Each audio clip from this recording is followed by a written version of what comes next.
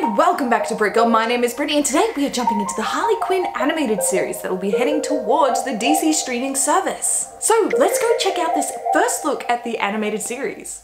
Now I've gotta find it, what you can find on Nova Stream AU. Alright, let's get going.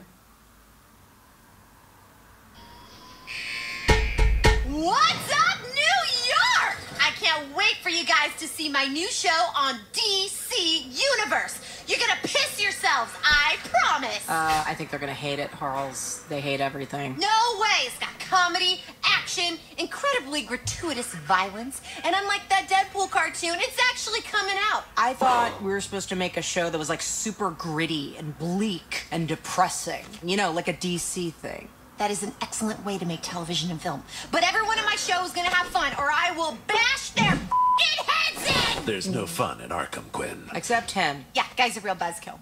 Oh, is that the logo? I like it. They're gonna hate it. Wow.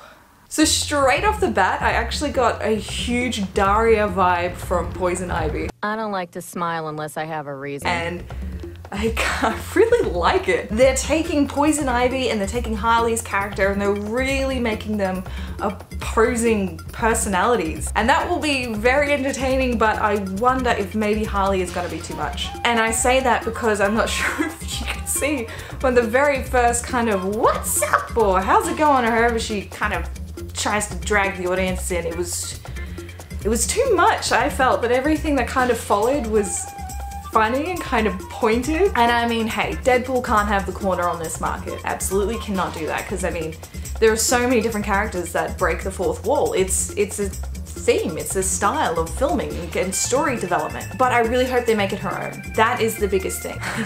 Bit of advice from America's Next Top Model. If you steal an idea, make it your own. And at the end of the day, there are technically only 3 stories at all, ever. There's man versus man, man versus nature, and man versus monster. So theoretically, only 3 films, and I guess that could go along the lines of only a handful of genres, only a handful of styles. It can keep trickling down, whatever.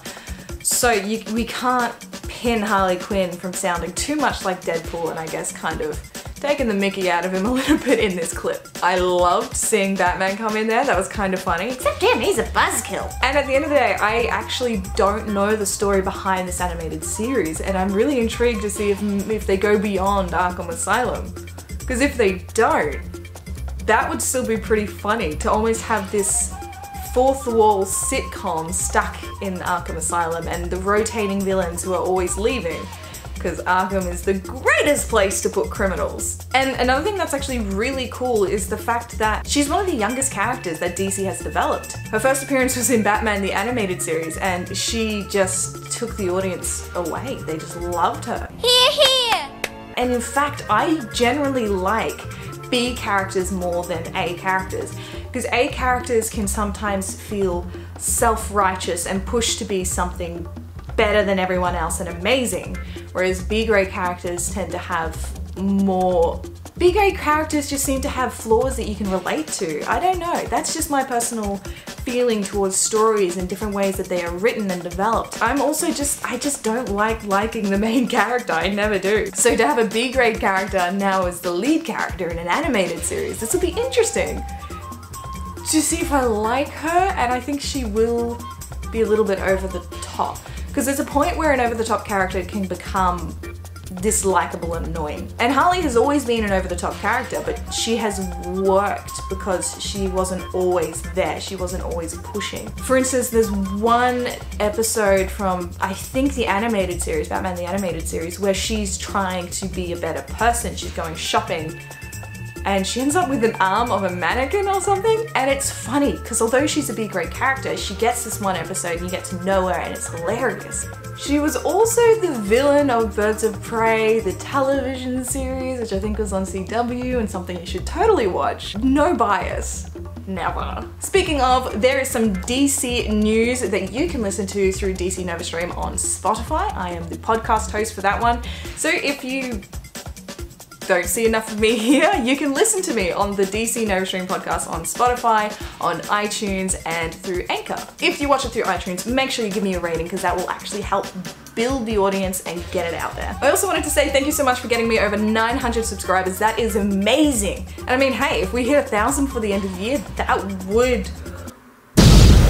So I'm super thankful, super excited that, you know, we're edging ever closer to 1,000. It might actually help if I post a little more. However, if you would like more videos and content from me other than the podcast, you can go onto NovaStream AU. I do a few videos for them there, and I just recently did a cosplay music video for the Brisbane Oz Comic Con. So much fun, so many beautiful cosplayers there as well. And on that note, guys, my first short documentary titled Hot Glue or Cosplay Documentary is going to be screened at Brisbane Supernova in November. I know by looking at my stats, a lot of you guys are actually in America, but if you are in Australia, make sure you get your tickets to the Brisbane Supernova because I am so excited. This is my first short documentary being screened. So I'd love to share that moment with you guys.